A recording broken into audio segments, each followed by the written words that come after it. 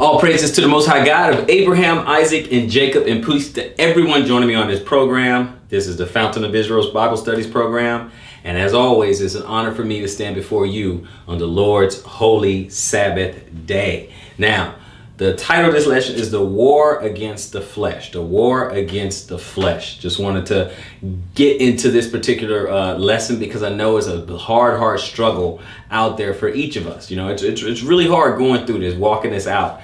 But before I do, I just want to thank everyone who has been hanging in there. I want to thank everyone, each and every one of you guys who have been, donating and cash apping and stuff like that. I don't want it to be ignored. I'm bringing it up because I don't want it to be ignored.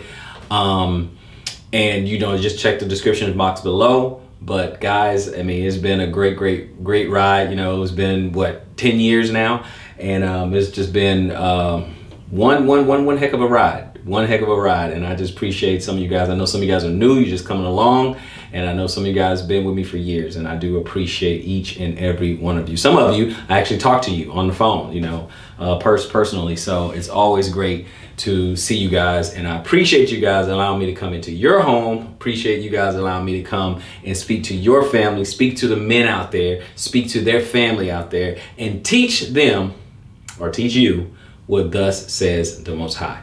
With that being said, we're going to go ahead and jump into our lesson, ladies and gentlemen. So with that, this is the war against the flesh, the war against the flesh.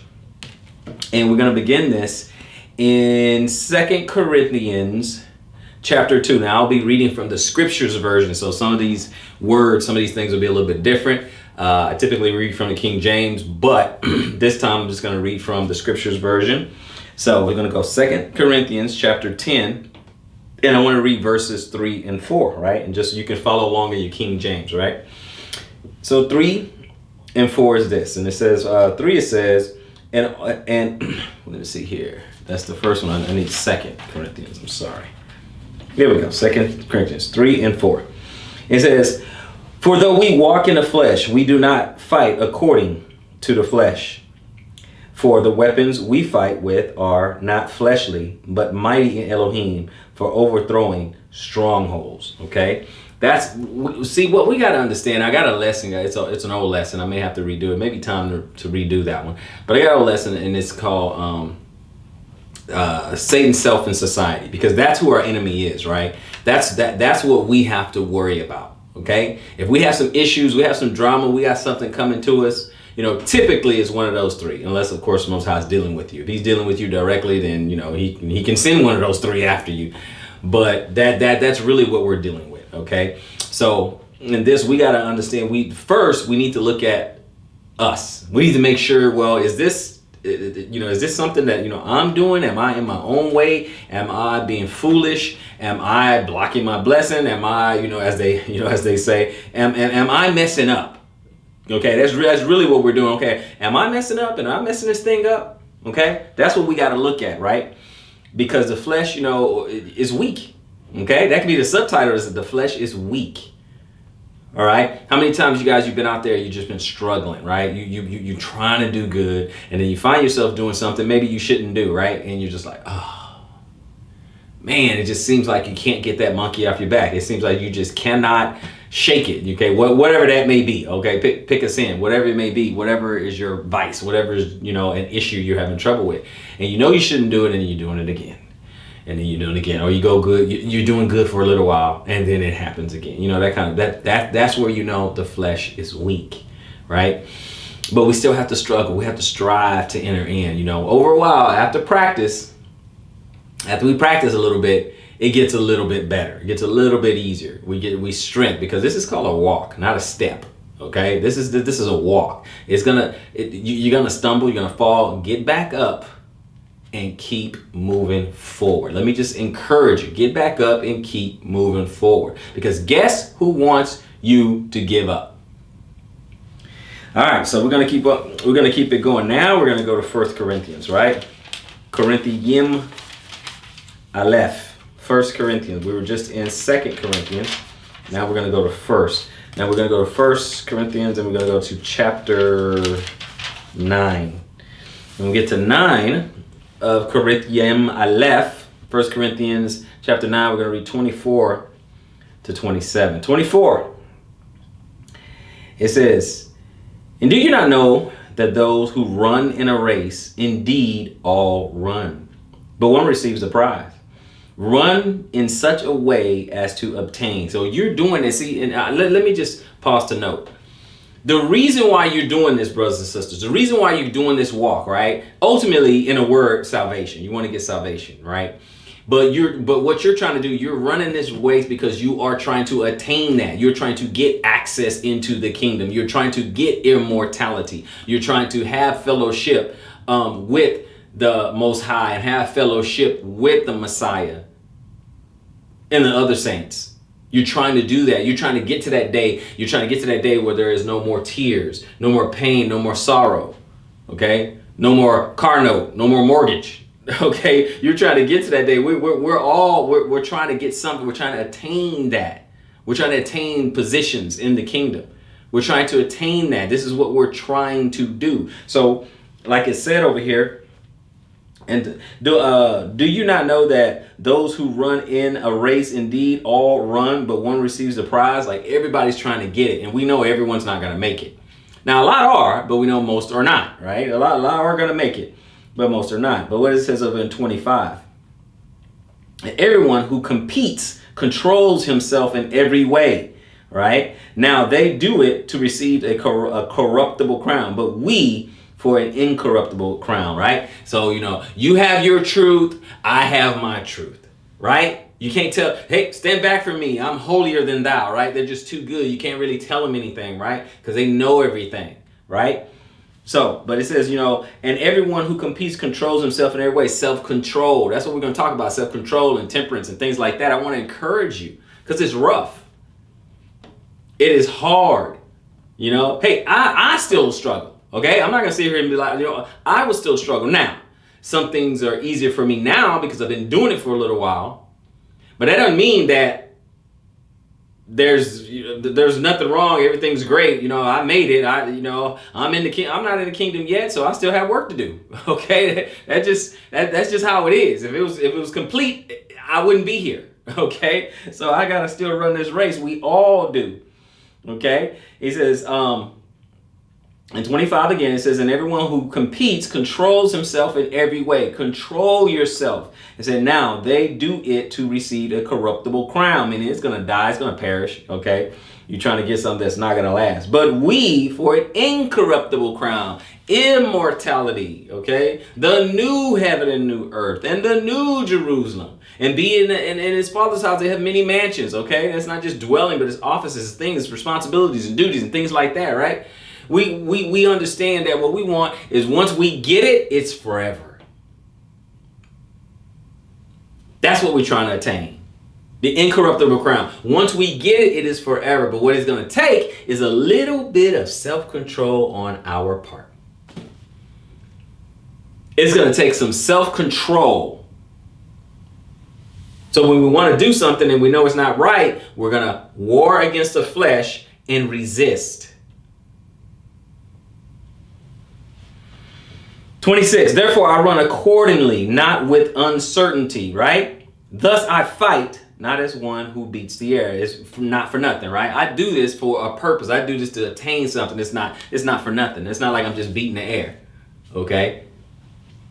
I'm not doing this for nothing. That's the same attitude that you need to have, okay? The reason why you're trying to obey and believe in the Mashiach, the reason why you're trying to observe Torah, at least to the best of your ability, to the best of your understanding.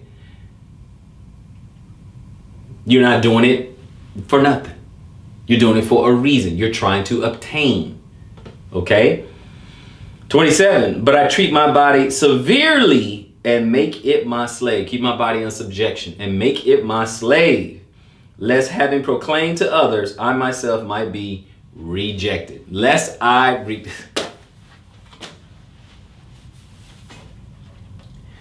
Now, this is Paul, right? This is Paul. That's what y'all got, right?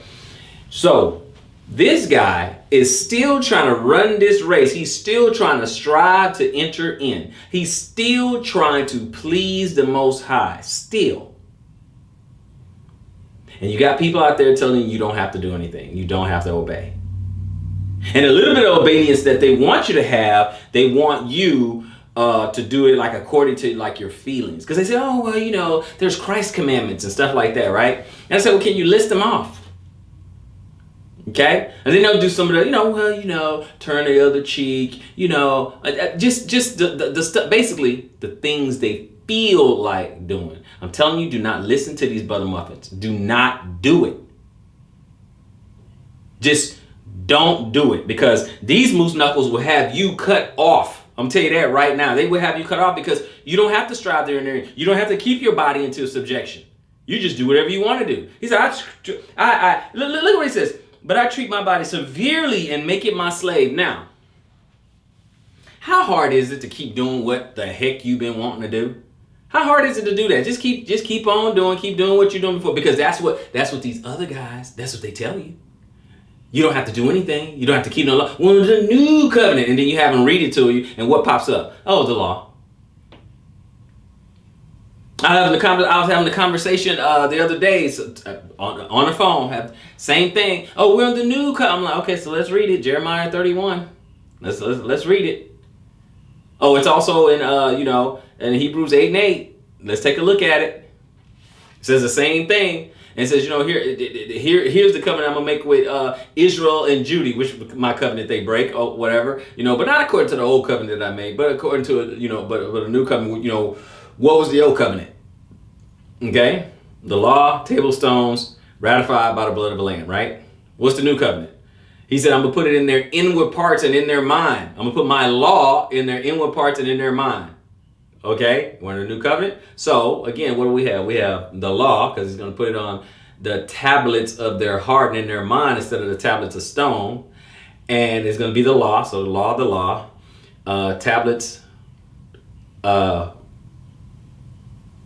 tablets, and then the tablets of your heart and your mind. Ratified by the blood of the Lamb. New one, ratified by the blood of the Lamb. Where John saw Mashiach coming and he said, behold, the Lamb of God. So what exactly did change? Except for where the law is placed. Right? Where it is placed. But I'm telling you right now, you're going to get in front of some butter muffin is going to get in front of you and tell you you don't have to do it. You don't have to do anything. And you tell me, well, what do I have to do? It's going to be some easy believism, right? Just believe what, because think about it. If, because they say, oh, well, we're Gentiles and all that. Okay, that's a whole nother lesson. Okay. But if before you came to the Bible, you were sinning, right? You were sinning. Okay. You were breaking all the laws, whatever, and you may have been ignorant of it, right? Okay. It happens to all of us, right? Then you come to the Bible and then it shows you what sin is. And then all in the same breath, they say, well, you don't got to worry about it. Jesus came, he paid it all, stuff like that. So what exactly do you need to do different? Besides believe on Jesus.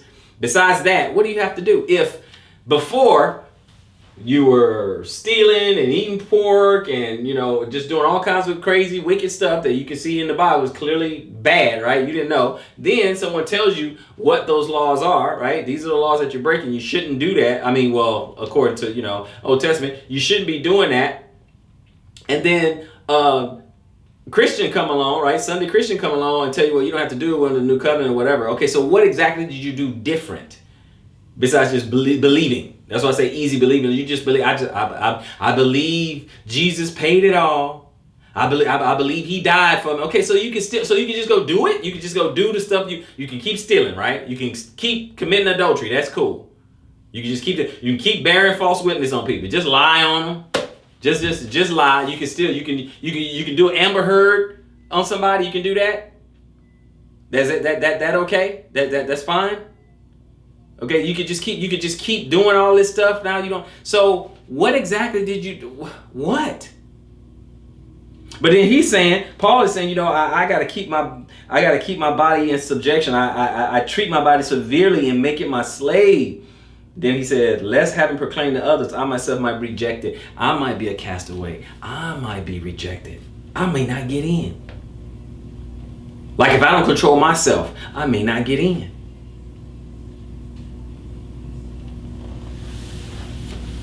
That's what someone who's a teacher or something, right? I'm in front of the podium. I'm teaching you, right? if I go out there and do all manner of wickedness, and you listen to me, you may get in. If I'm teaching you what thus says the Lord, right? You may get in. But if I don't keep my body in subjection, I may not. I may not make it. It's just that simple, and that is what Paul is talking about, right? So we're going to go ahead and continue, right? Let's go to Romans, all right? Or Romium. Okay, and we want to go to chapter 8. Okay, chapter 8, and we're going to read 5 through 8. Chapter 8, 5 through 8. Now, what does it say over here? It says, for those who live according to the flesh set their minds on the matters of the flesh. For those who live according to the Spirit, the matters of the Spirit. For the mind of the flesh is death, but the mind of the Spirit is life and peace. Because the mind of the flesh is enmity towards Elohim, for it does not subject itself to the Torah of Elohim, neither indeed is it able. And those who are in the flesh are unable to please him. So again, and you focus on the thing on the things that pleases this world, the things that pleases your flesh, pleases this world, pleases your neighbor, those kind of things, without regard to whether or not you're doing according to the Most High, because the only one you're supposed to impress is Mashiach, right? So if you have him, if you have his pardon, okay, you're good. You're golden with the Father. You good with the Son. If you're good with the Messiah, you're good with the Father. Don't worry about it. Okay, because he's your advocate to the Father. Okay, so you good there. Okay, but do you disregard his Torah? That's the question. Do you disregard his Torah? Because that's what's important, right? So that's what it's saying over here. Okay. And it says, let's look at that. It says, for those who live according to the flesh set their minds on the matters of the flesh, but those who live according to the Spirit, the matters of the Spirit. For the mind of the flesh is death. These carnal things. You want to get away from Torah. You want to get away from the Elohim. You want to get away from the Messiah. You want to get away from these things. You want to focus on whatever it is you want to focus on that profits you nothing. You want to do that? Okay, cool. Because that's death. Meaning that's going to come to an end anyway. It's nothing to it but just vexation. Okay, that's going to come to an end anyway. It says death, but the mind of the Spirit is life and peace. And he's talking about that everlasting life, because the mind of the flesh is enmity towards God. It is a barrier. It is against. If you think fleshly, right? You can say like an atheist or something. Okay, it's enmity towards God. Okay, that's an example right there. It cannot please. Now, obviously, you can't make that argument with an atheist. They don't believe the Bible. But I'm just saying between you and I, while no atheist is looking right now, between you and I, right? That's an example. Now, don't get me wrong. There's some in the faith, and they're enmity against God too, because they went about to establish their own righteousness. Okay, which means they're not really in the faith, but they think they're in the faith. And if you go about establishing your own righteousness, then you're not really in the faith. Okay, so. And that's what some people do, okay? And it says, because the mind of the flesh is enmity towards God, for it does not subject itself to the Torah of Elohim. They don't subject themselves to the law. Don't subject themselves to the Torah. Torah means instruction. They do not subject themselves to instruction. Neither indeed is it able. They cannot. They cannot, okay? We know the Torah, the first 5 books of the Bible, but if I just stick to the Decalogue, I just the 10, okay? They just can't. Think about it. You have no other gods before me. Oh, all roads lead to God, okay? That's that universal stuff, right? This is Catholicism, right? All roads lead to God and all that. No, it doesn't. No, it doesn't. But people believe that, right? You don't take his name in vain, which we got a whole lesson on that, okay? It's not, how do you say his name and all that, okay? But still, some people are sticklers on that or whatever. That's fine. That's fine. But I digress. Your behavior, you call yourself Israel, Messianic Hebrew. You call yourself these things. Do you act, think, teach, live like that? Do you? I'm just saying practically. I'm not saying just be dogmatic about it. I'm just saying practically, do you do it? Can you? Right? Okay. Don't make any idols.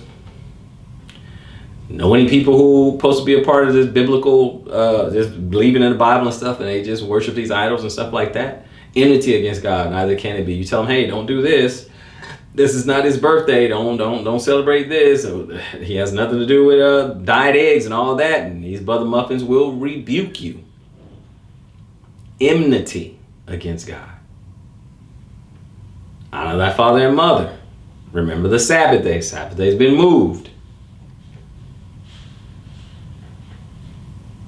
Honor the father and mother. I don't want to skip over that, but hey, bunch of broken homes.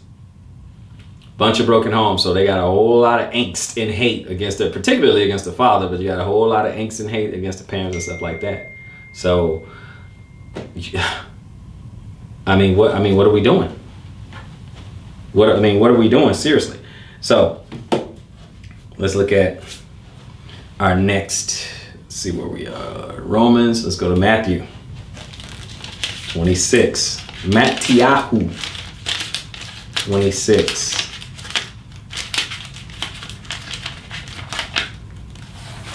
Okay, Matthew 26, and I'm going to start over at 38. Matthew 26, and I'm going to start over at 38. Where are we? 38. Here we are. 38. He said, and then he said unto them, my being is exceedingly grieved, even to death. Stay here and watch with me. And going forward a little, he fell on his face and prayed, saying, O my Father, if it is possible, let this cup pass from me. Yet not as I desire, but as you desire. And he came to the taught ones and found them asleep and said to Kepha, so were you not able to watch with me 1 hour? Watch and pray, lest ye enter into trial. The spirit indeed is eager, but the flesh is weak. The spirit indeed is eager, but the flesh is weak. The spirit is willing, but the flesh is weak. So we see just for a little bit, the Messiah was, getting a little weak. Said, let this cup, if we can do it any other way, let's do that. But it's not according to my will, but your will. Okay, a little bit of, because he knew what was about to happen, right? And then he noticed that the taught ones or the disciples were like, falling asleep. It was probably getting late, and they're just kind of dozing off a little bit or whatever. And he's like, you can't stay awake for an hour? I'm about to die for you. I'm about to die for you, butter muffins, and the rest of Israel too. And you can't stay up with me 1 hour just to pray, that kind of thing, because he knew what was about to happen to the next. So this is a heavy burden. How about dying for nations, right? How about dying for people and you're innocent? What do you think? Right? Kind of a big deal, right? In a heinous way too. By bleeding out and suffocation, when you're crucified, and slow death. Up there, nails in in your hands and feet, and crown of thorns, and you get beaten with a cat of nine tails and just ripping flesh off of you, and you're just bleeding, and then you're suffocating, and you're dehydrated, and you're sitting up there in the sun and all that. Why do you think you just want a little bit of water or something? Yeah, I'd be a little scared too. Yeah. Flesh is weak. You're going to be like, I don't know if I want to do this. Flesh is indeed weak. So I know the Messiah went through that and had those moments of doubt, and I'm not implying that he sinned, because he didn't. I'm not implying that. But I'm just saying, if he went through something and he was just like, ugh, then he knows what you're going through. He understands what you're going through. That's how he's the perfect advocate. Perfect advocate, because he knows exactly what you're going through. Both of us, right? All of us, collectively. Right? Let's go, Israel. So, I am Matthew 26. So, we're going to go Romans 7. Ramayim 7. Okay. Ramayim 7. There we go. Chapter 7. And when I get to 7, I'm going to read 5 and 6. I'm going to jump around a little bit. Okay, 5, it says this. For when we were in the flesh, the passions of sin through the Torah were working in our members to bear fruit to death, right? So what we were doing, it earned death, right? When we were doing our thing, doing what we want to do, just kind of doing our thing, the wages of sin is death, right? So we have what's coming to us, right? So we did 5, here's 6. But now we have been released from the Torah, or you say in your book, it said the law, right? But he's talking about 2 different laws. We're going to get that. Having died to what we were held by, so that we should serve in newness of spirit and not the oldness of letter, right? We're going to get to that, though. Don't worry. Because, a lot of, there's a lot of butter muffins out there who think that, oh, we got you. See, we're dead to the law. Okay, let's see which one he's talking about. All right. So what did he say in verse 7? He said, what then shall we say? Is the Torah sin? Let it not be. No, the Torah's not sin. No, Torah's not sin. However, I did not know sin except through the Torah, for also the covetousness I knew not, if the Torah had not said, you shall not covet, right? So that's what he says. I didn't know the law until the law said, you shall not covet, or thou shalt not covet, right? Now watch this. I'm going to drop down to 12 real quick. Let's go to 12. It says this. So that the Torah truly is set apart, and the commandments set apart, and righteous and good, or in your book it'll say holy, right? So it says, so that the Torah is truly set apart, and the command set apart, and righteous and good. Now, the reason why I repeated that is because I want you guys to think about that. That part gets skipped over, right? So ultimately, Paul is saying that the Torah is good, right? Ultimately, it's good. It's holy, just, and good, right? Okay, so I want you guys to zero in on that. Now, don't let that part go, right? So let's read 13. Therefore, has that which is good become death to me?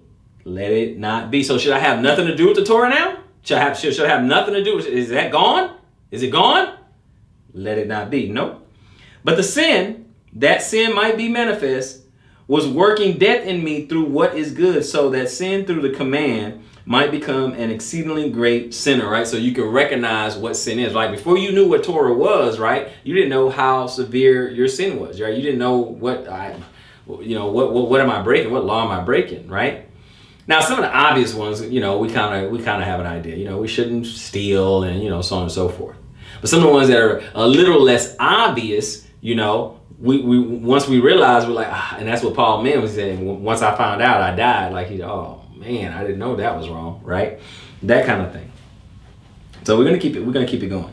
All right. In 14, he said, for we know that the Torah is spiritual, but I am fleshly, sold under sin, meaning those penalties, sold under the sin, right? My body is committed to sin, living a sinful life, right? I'm sold under sin, right? And the Torah and the penalty thereof. 15, for what I work, I know not. Like what I should do, I don't know. For what I wish, that I do not practice. Like what I want to do, I don't do it. But what I hate, that I do. Understand? What I hate, that I do. That's why this is a war against the flesh. But if I do what I do not wish, I agree with the Torah that it is good, right? But if I do what I do not wish, I agree with the Torah that it is good, right? So, and now it is no longer I that work it, but the sin dwelling in me, right? Because he said, because now that you know better, you're conscious of your sin. Now you know better. Now you realize, okay, this is not right. And then you find yourself doing it, right? Like say your early stages of your walk, okay?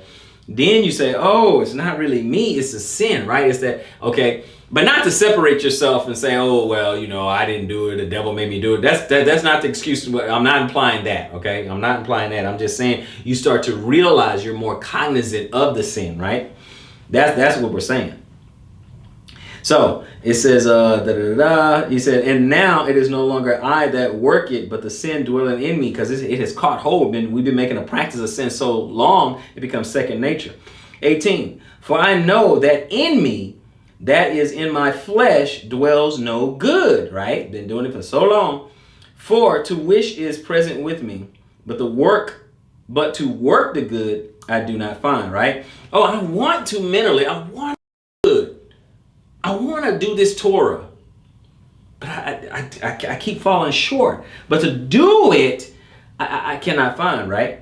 He says, for the good that I wish to do, I do not do. But the evil I do not wish to do, this I practice. I keep messing up. I keep doing this other stuff I should not do, right? I keep doing it. I shouldn't do it, but I keep doing it because he's saying the sin has taken hold, right? It's in control. Your body, you have not placed your body into subjection, right? Because it's so easy, made a whole practice of the sin, right? So let's keep looking at it. Let's keep on going. And it says in 20, and if I do that which I do not wish, it is no longer I who work it, but the sin dwelling in me. This is what he's talking about, right? Now, let's see. Two different laws that he's talking about. I find therefore this law, right? He didn't say Torah in this one. He said this law, that when I wish to do good, that the evil is present with me. Okay, when I do this law of sin, right? When I do that, right? Because it has taken hold. For I delight in the Torah of Elohim according to the inward man, your spiritual being, your spiritual man, right? On the inside. But I see another Torah, another law in my members, battling against the Torah of my mind. Okay, two different laws. And bringing me into captivity to the Torah of sin, to the law of sin, which is in my members. He's talking about two different laws, right? Wretched man that I am, who shall deliver me from this body of death, this body of sin? Who's going to deliver me? Thanks to Elohim through Yeshua Mashiach, our master. So then, with the mind, I myself truly serve the Torah of Elohim, but with the flesh, the Torah of sin. Okay? So that's two different, okay? Torah of the Most High, or this Torah of sin, or this law of sin. Once it has taken hold, the reason why you and I, we can easily make a practice of it. The reason why, because it's taken hold. It's the law. We're going according to that law. So you're either going with the Torah or you're going against the Torah. You're going with your flesh or you're going against your flesh. It is your choice. I just want to make it black and white for you.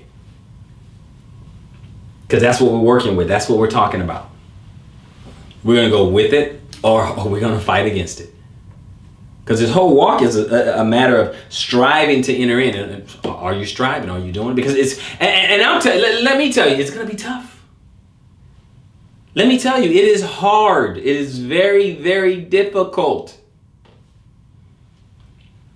Very difficult. You know how many people call me just on the dietary, just on the pork? They like, oh, Brother Robert, Maury Reed, teacher, hey, this, man, are you sure we can't have bacon? Are you sure?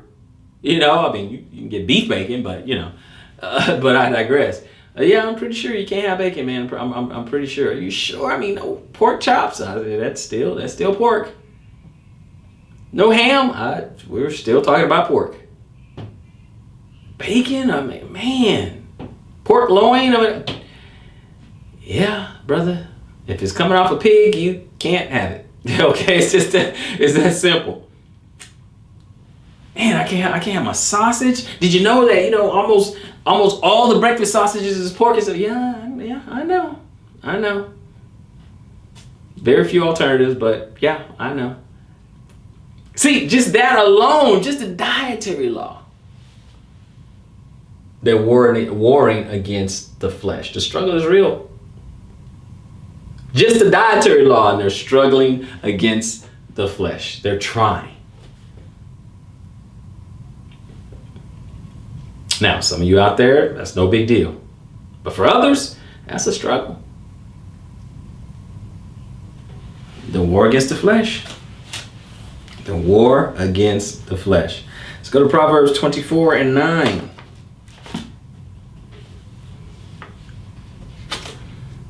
Proverbs 24.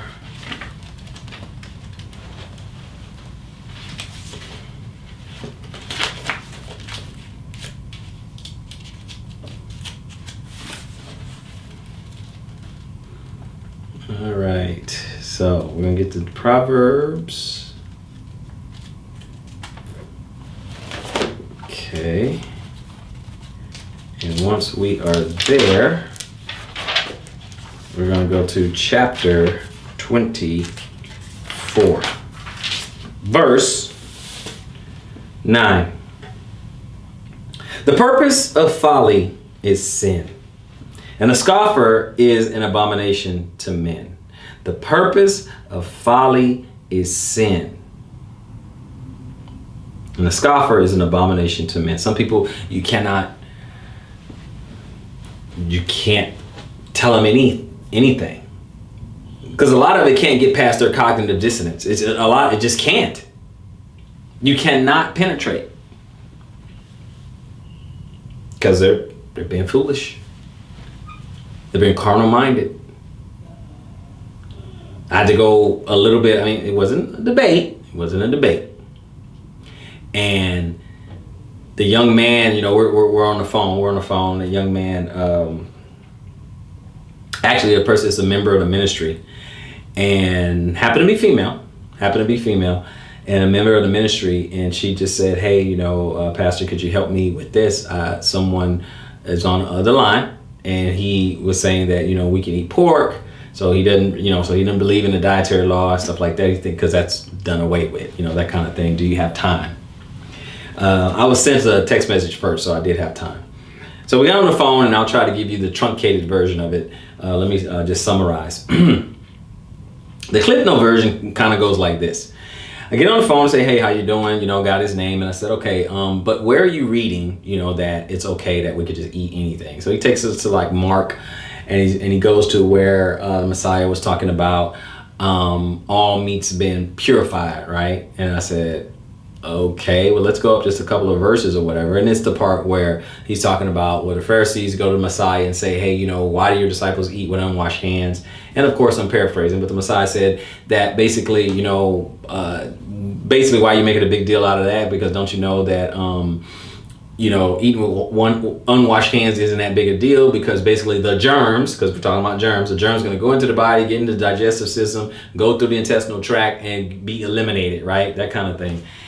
So he kind of goes through that. I said, so brother, he's talking about germs. Yeah, but he said all meats or whatever. I said, okay, first of all, we're talking about Israelites, and didn't they observe the dietary law? Yeah, because they were Jews. Because I said, okay, I understand. So even if he said the word meats, do you think unclean meats were in front of him? There were no unclean meats in front of him, right? According to their customs, right? And then all his disciples are there with him. He said, yes. I said, okay, so why in Acts 10, when we know it's just a vision, talking about the Gentiles are, that they're good to go, we can talk to the Gentiles and all that, but why did Peter's response in the vision, why his response was, I've never put anything common or unclean on my lips, right? I never eaten anything, which suggests that he observes the dietary law, correct? Yes, okay. And then he says, okay, yeah, but we're the Gentiles. We're the Gentiles, and so we don't have to do that. And it's just another law. It's different and all that. I said, okay, but what happened to one faith, one baptism, one God? Okay, what happened to that?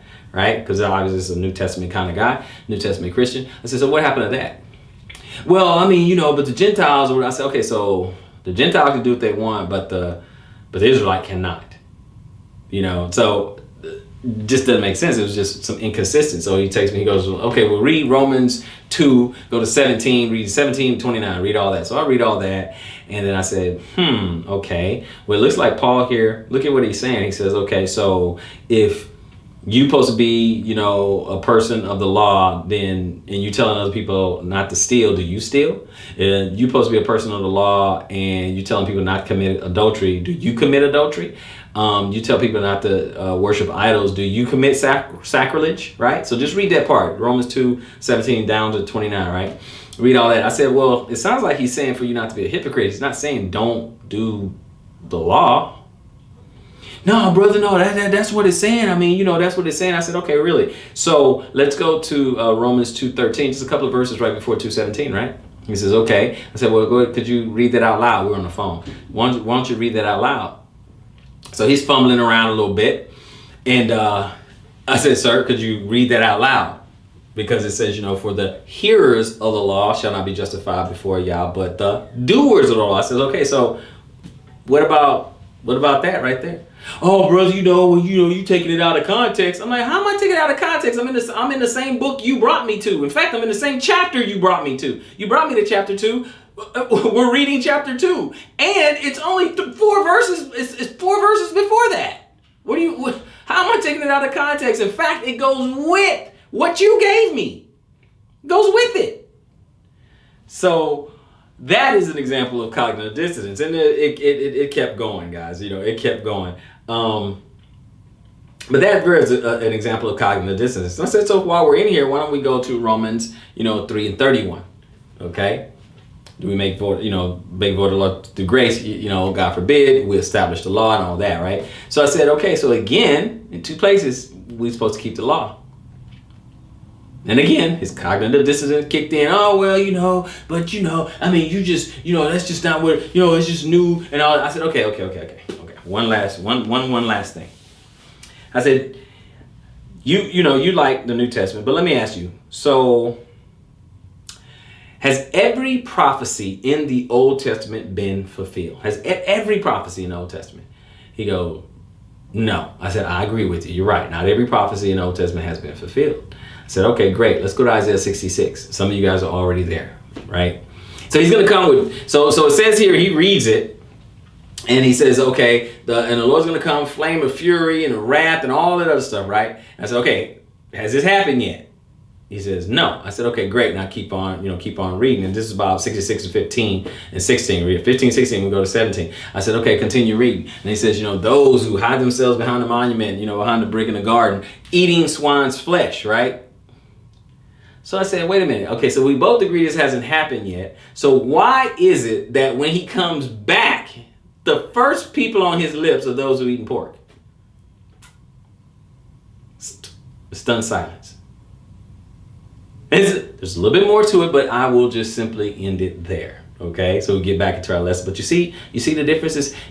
And a scoffer is an abomination unto men. So how much time do you think I would spend on someone like that, right? When I showed now the seed has been planted, and should he go before his maker, he is without excuse. And remember that they call me. Okay, they call me. So I brothers and sisters, I don't get it. But on the other hand, I do get it. Because of Proverbs 24 and 9. Because of Proverbs 24 and 9. The purpose of folly is sin, and a scoffer is an abomination to men. Job 31.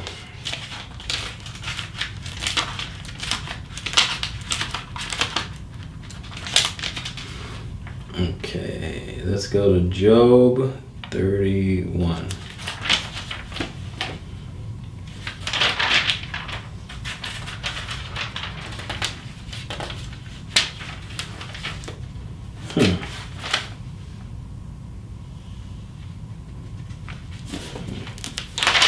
Here we go, Job.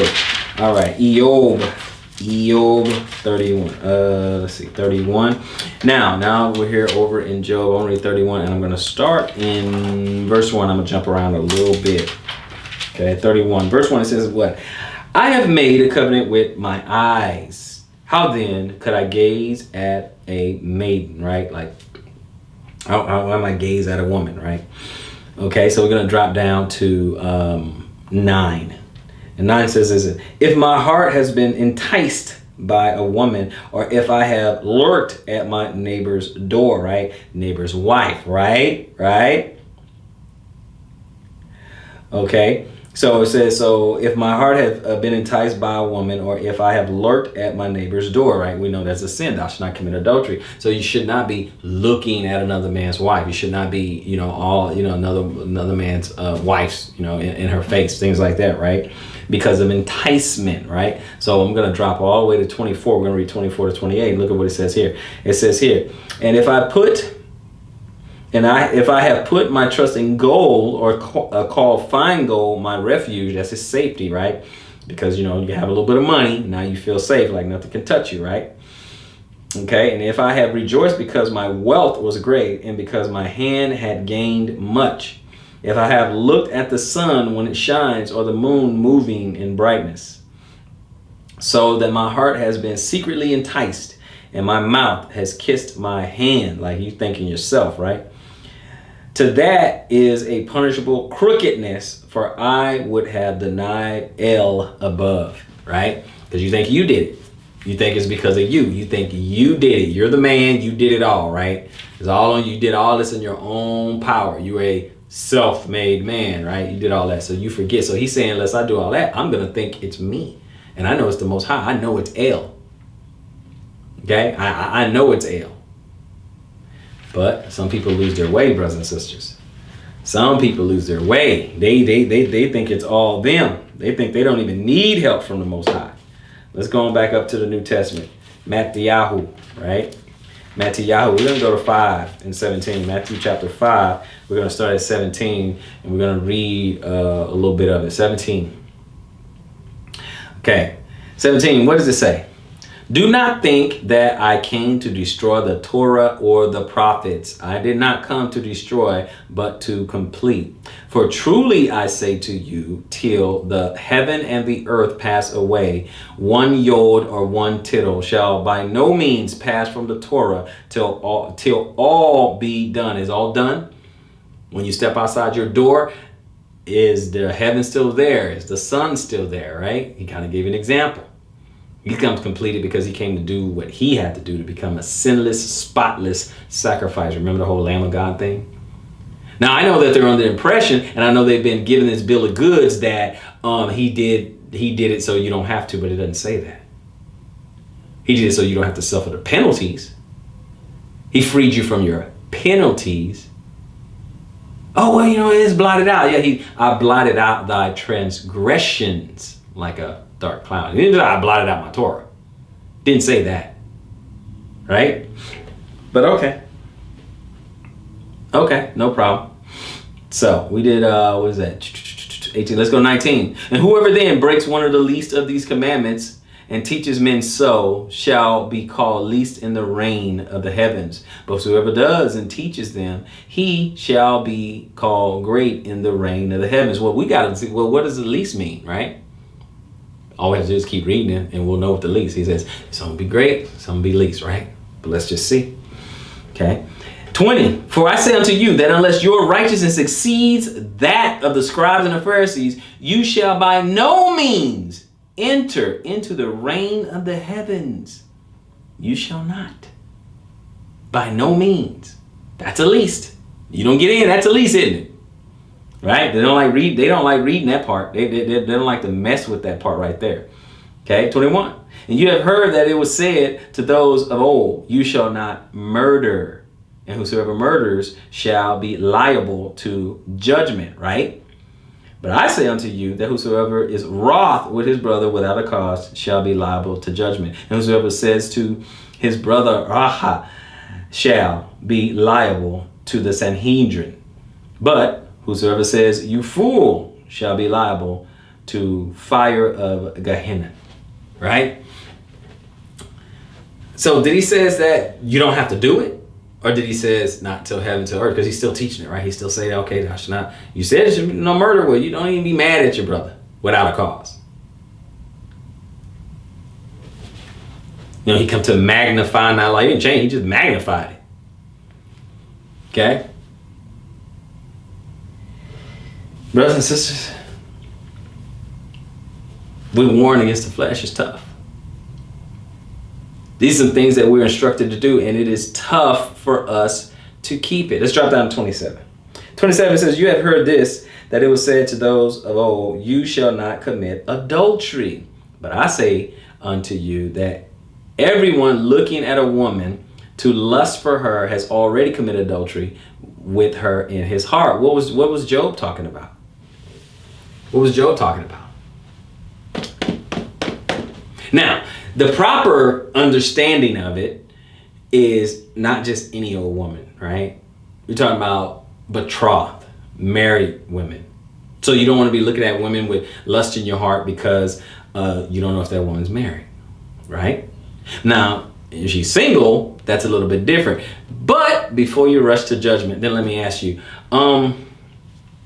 did you find your wife attractive when she was single? So when you lusted after her and she was single, and that's okay, doesn't the same rule apply to single women? Right, because she's not betrothed to someone and she isn't married to someone. The problem is we don't know that. So at the outset, don't lust after a woman. Don't lust after any woman. You don't know her status. Right? Look at what Job was saying. I've been in covenant with my eyes not to look at a woman like that, not to be at my neighbor's door. Right? So this kind of goes right along with that. Right? So what I'm trying to illustrate and demonstrate, because I'm going to have people in the comment section. All lust is not evil. It just means desire. Now, it is evil if you desire your neighbor's wife, if you desire a married woman. You're a single guy, meet a young lady, she's single, it's fine. You can desire each other, okay? It's fine. And the problem is, gentlemen, you lust after a married woman, that's a problem, that's a sin, that's hellfire. So, that's why at the outset, you don't deal. You meet a woman, you ask her, hey, are you married? She says, yes. Okay, now it's time to keep it pushing. It's not time for you to figure out, war against the flesh, it's not time for you to figure out a way to get her to leave her husband. It's not time for you to figure out a way to get her out of her situation. All it's time to do is for you to keep it pushing. That's what you keep it pushing. That's all it is. War against the flesh. The flesh is weak. You're looking at her and you're just like, man, maybe you feel bad for her. She tells you the sob story, the situation, stuff like that. Don't commit adultery. Gentlemen, don't commit adultery. If she's married, keep it pushing. Otherwise, I hope it's worth hellfire. I hope what she has is hellfire, because there's going to be some butter muffins. Can you believe there's going to be some butter muffins out there that's going to be in hellfire just because of their desire of a woman? Let's keep it going. With Matthew, let's go to 16. Let's go up to 16. They're going to do it. Someone's going to do it. Somebody is going to go to the flame for a female. Yeah. Okay, so Matthew 16, we're going to read 21 to 24. 21 says this. From that time, Yeshua began to show to his taught ones that it was necessary for him to go to Jerusalem and to suffer much from the elders and the chief priests and the scribes and be killed, and to be raised again the third day. And Kepha took him aside and began to rebuke him, saying, be kind to yourself, master. This shall not be to you. Right? So he's trying to be nice, right? But he turned and said to Kepha, get behind me, Satan. You are a stumbling block to me. For your thoughts are not those of Elohim, but those of men. Remember what we read earlier. You see? Not my will, but your will. Right? Then Yeshua said to his taught ones, if anyone wishes to come after me, let him deny himself and take up his stake and follow me. You guys getting it? And follow me. See, at some point, we got to get it down in our spirit that this is not all about us. This is not all about us. If we focus on those things that the Most High focuses on, that the Most High wants us to focus on, that He wants us to focus, where Paul would say, fix your mind. What he said, think on these things. strive to enter in. When he says those, when he's saying these things to us, so some people, they're just so, they're just mentally, their focus is somewhere else other than where it should be, other than on the Most High. And that's what I don't get. I don't understand that. But they think they got it figured out. They think they're going to be able to finesse their way into it. Not going to be able to do it. You're going to have to come with sincerity of heart. You're going to have to come broken. You have to come as a little child. If you messed up, you're going to have to come bent wrist. Like, I messed up. Forgive me, I messed up. Don't make any excuses. Don't justify. None of that. I messed up, and that's just, I messed up. I deserve death and hell. I don't deserve your mercy and forgiveness. But I pray for it. But I pray for it. I pray that you grant me this mercy. I pray that you do forgive me. You know, that kind of thing. Those are the things that we have to remember, right? Not like, I digress. Let's just keep it going. Let's just keep it going. Okay? We just going to keep it going. All right. So, let's see here. We're going to go to first. Okay, we got Galatians. We got Timothy. Let's go over here. This should be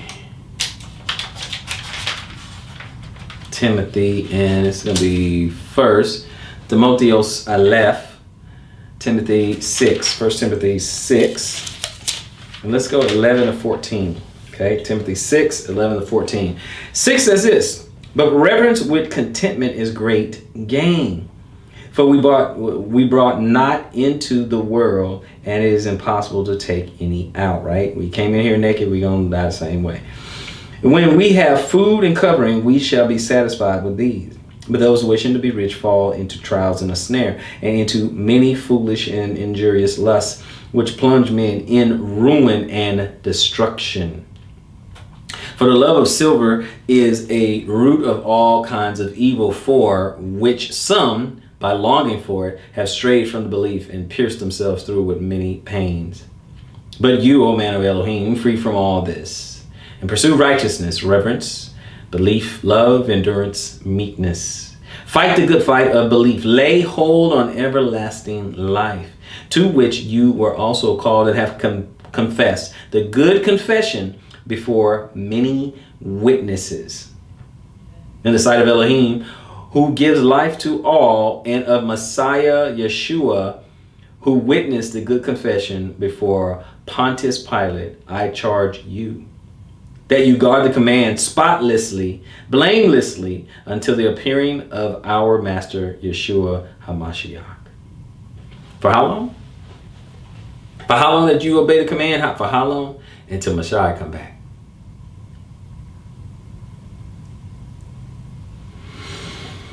All right, let's go to our last two places. Let's go to our last two places.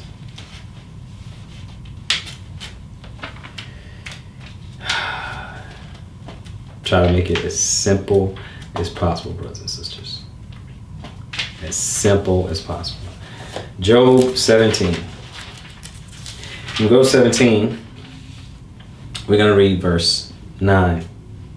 It says, and the righteous holds to his way, and he who has clean hands becomes stronger and stronger, because it can get, over time, it'll get easier. Over time, the more you conquer this particular sin, whatever it is that has you, that trips you up, that is your stumbling block, right? Whatever's a stumbling block, when you overcome it over and over and over, after a while, it gets a little bit easier. Might not be after the third time or the fourth time, might be after the 20th, might be after the 50th. But it gets easier and easier to resist that. Because you get, as it said in Joel, you get stronger and stronger when you guard your way, when you control yourself. Restraint. Because that's what it's going to take, brothers and sisters. To walk in this world, to walk it righteously, it's going to take a lot of strength.